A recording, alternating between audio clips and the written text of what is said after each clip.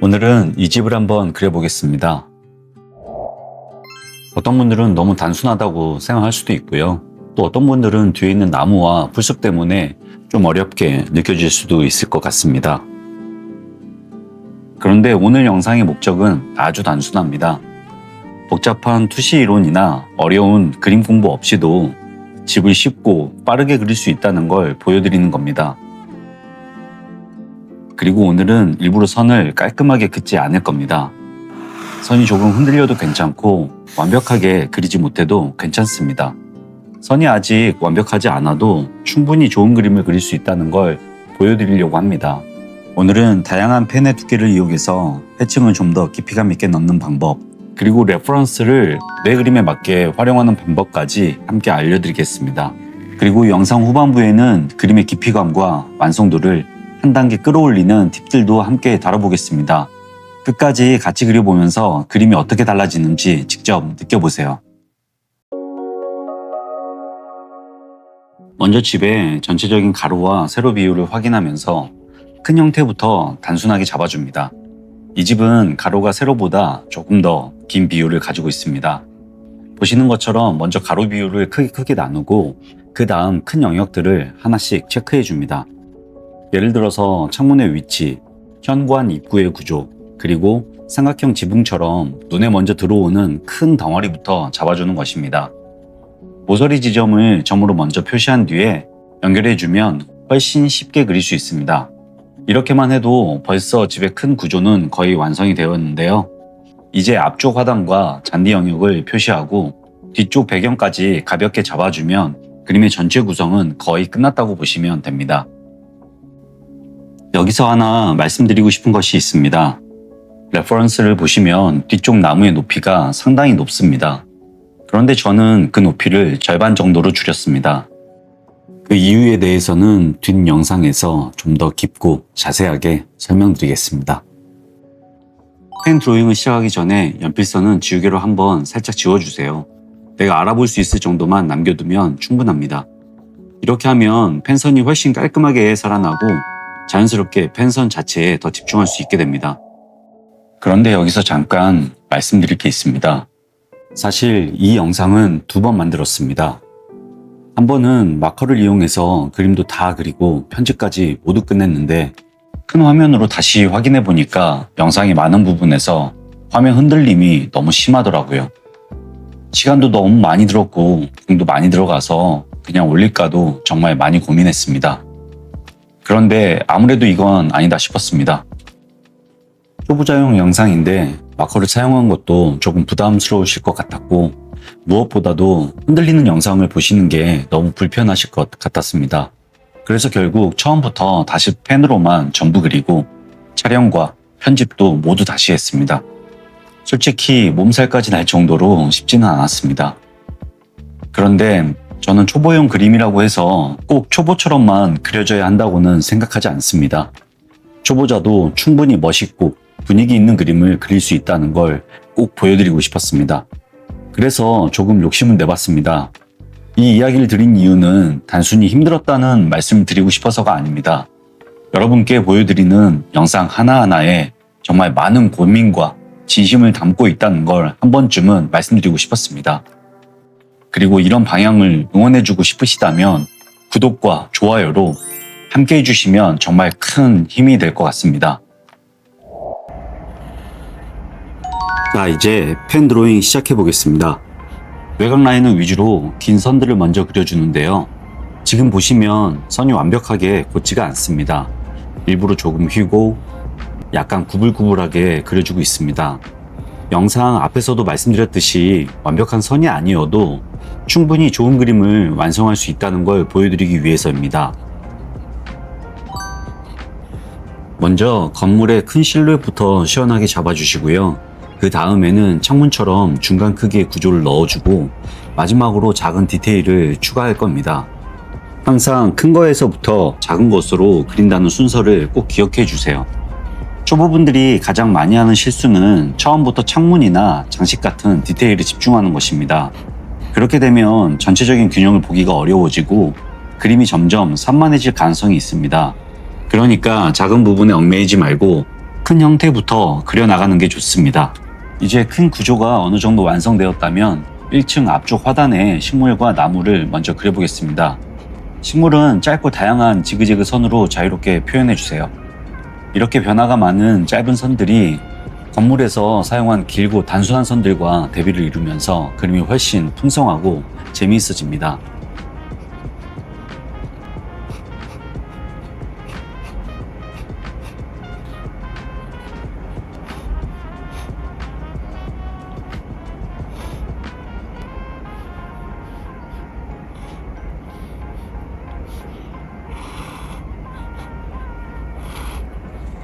뒤쪽 풀숲은 앞쪽 식물보다 실루엣을 훨씬 단순하게 표현해서 자연스럽게 거리감을 만들어줍니다.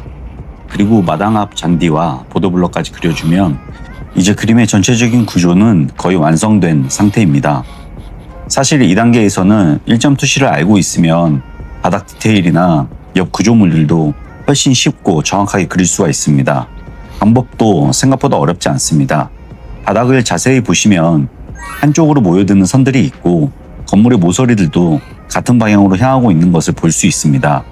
이 선들을 쭉 연장해서 만나게 되는 점이 바로 소실점입니다. 그리고 그 소실점을 기준으로 해서 수평선을 하나 그어주면 그 선이 바로 지평선이 됩니다. 수시는 그림을 그릴 때 정말 중요한 개념이라서 이 내용은 나중에 별도의 영상에서 자세하게 다뤄보려고 합니다. 이번 영상에서는 이렇게 찾을 수도 있구나 정도만 가볍게 알고 넘어가셔도 충분할 것 같습니다. 투시를 몰라도 지금처럼 큰 것부터 작은 것으로 순서만 잘 지켜서 그리시면 충분히 안정감 있는 그림을 완성할 수 있습니다. 자, 이제 건물의 디테일을 하나씩 찾아보겠습니다. 먼저 창문 프레임의 두께를 잡아주고 배수관도 그려줍니다. 그리고 지붕 아래 받침과 몰딩, 벽등 같은 작은 요소들까지 하나씩 추가해주면 점점 딥다운 분위기가 살아나기 시작합니다. 이제 지붕 타일을 표현해 보겠습니다. 여기서 중요한 것은 타일을 하나하나 똑같이 그리는 것이 아닙니다. 타일이 가지고 있는 전체적인 느낌과 질감을 표현하는데 집중해 주세요. 모든 타일을 다 그리려고 하기보다는 잘 보여지는 부분은 좀 더 자세하게, 그리고 중간중간은 과감하게 생략해 주는 것이 좋습니다. 그러다가 디테일이 조금 부족해 보이는 부분에서는 다시 몇 개의 타일을 정확하게 표현해 주면 됩니다. 이렇게 제대로 그려줘야 되는 부분은 그려주고 또 풀어주고 또 다시 그려주는 리듬을 만들어주면 우리 눈은 자연스럽게 전체가 이렇게 생겼구나 하고 빈 부분까지 스스로 채워서 인식하게 됩니다. 자, 이제 해칭입니다. 많은 분들이 해칭을 단순히 선을 많이 긋는 과정이라고 생각하시는데요. 사실 해칭은 그림의 입체감과 공간감을 만들어주는 아주 중요한 도구입니다. 오늘은 제가 실제로 사용하는 해칭의 핵심 원칙 3가지를 알려드리겠습니다. 그리고 영상 후반부에는 단순히 명암을 넣는 것이 아니라 덩어리감과 원근감까지 표현할 수 있는 중요한 팁도 공개를 하니까요. 끝까지 함께 봐주세요. 첫 번째는 그림자 표현입니다. 그림자는 빛의 방향을 보여주는 가장 중요한 단서입니다. 이 그림에서는 빛이 왼쪽 위에서 들어오고 있기 때문에 그림자는 자연스럽게 오른쪽 아래로 떨어집니다. 여기서 한 가지 꼭 기억하셔야 할 것이 있습니다. 그림자는 검은색이 아닙니다. 많은 초보분들이 그림자를 표현하실 때 무조건 진하게만 칠하려고 하시는데 실제 세상을 보시면 그림자는 생각보다 훨씬 부드럽습니다. 예를 들어서 흰색을 1, 검은색을 10이라고 가정해 본다면 흰 벽에 생기는 그림자는 4 정도의 밝기라고 생각하시면 이해하기 쉬우실 겁니다. 즉 그림자는 원래 물체의 색보다 조금 더 어두워질 뿐이지 갑자기 검게 변하는 것이 아닙니다. 이 개념만 이해하셔도 그림이 훨씬 자연스러워질 겁니다.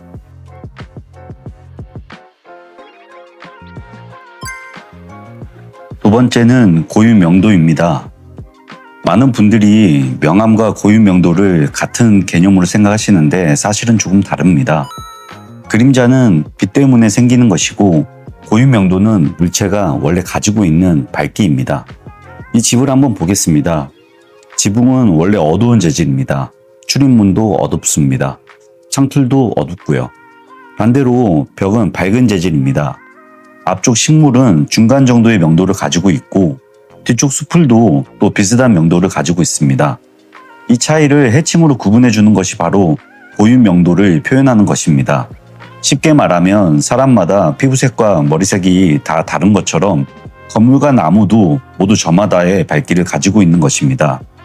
그 차이를 표현해 주면 그림은 훨씬 풍부해집니다. 또 하나 중요한 것은 고유 명도는 그림을 정리해 준다는 점입니다. 평면적인 선화에서는 모든 것이 비슷비슷하게 보일 수 있습니다. 하지만 고유 명도를 나누는 순간 그림 속의 영역들이 자연스럽게 구분됩니다.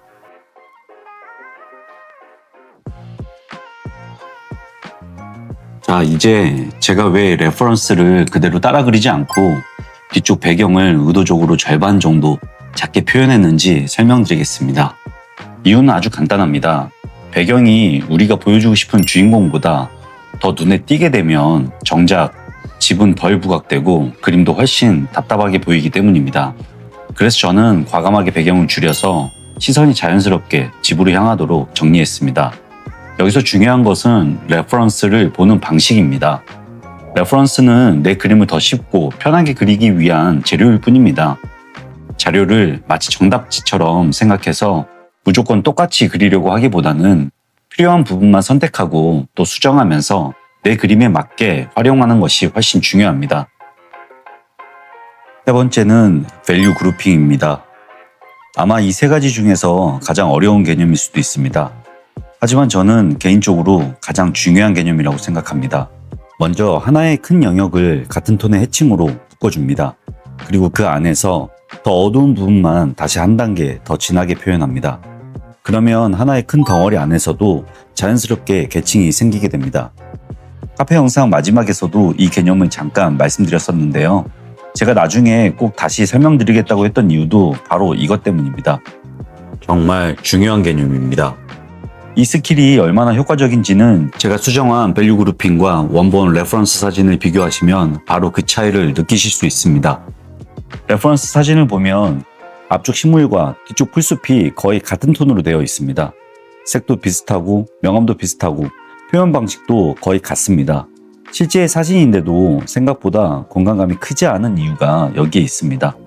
반대로 제 그림은 펜만 사용했지만 앞쪽과 뒤쪽의 밸류를 의도적으로 다르게 그룹핑했습니다. 앞쪽은 조금 더 풍부하게 표현하고 뒤쪽은 과감하게 단순화했습니다. 이 작은 차이만으로도 앞뒤가 자연스럽게 분리가 되고 공간감이 훨씬 살아나게 됩니다. 결국 해칭은 선을 많이 긋는 기술이 아닙니다. 빛을 설명하고 덩어리를 정리하고 공간을 설계하는 과정입니다. 그리고 이 세 가지를 의식하기 시작하는 순간 여러분의 그림은 단순히 따라 그리는 그림이 아니라 보는 사람이 공간을 느낄 수 있는 그림으로 한 단계 성장하게 될 것입니다. 오늘은 아주 단순한 집을 그리면서 구조를 잡는 방법과 해칭의 기본 원칙까지 함께 살펴봤습니다. 복잡하게 그리는 것이 중요한 것이 아니라 단순하게 보고 정리하는 것이 더 중요합니다. 그리고 해칭의 기본기만 제대로 익혀도 초보자분들도 충분히 깊이감 있고 입체감 있는 그림을 그리실 수 있습니다. 오늘은 일부러 가장 쉬운 예제로 설명드렸습니다. 앞으로는 같은 원리를 조금 더 복잡한 건물과 도시 풍경에도 하나씩 적용해 보겠습니다. 천천히 하나씩 연습해 보세요. 분명 여러분의 그림은 지금보다 훨씬 더 좋아질 겁니다. 시청해 주셔서 감사합니다. 인디고 스탁이었습니다.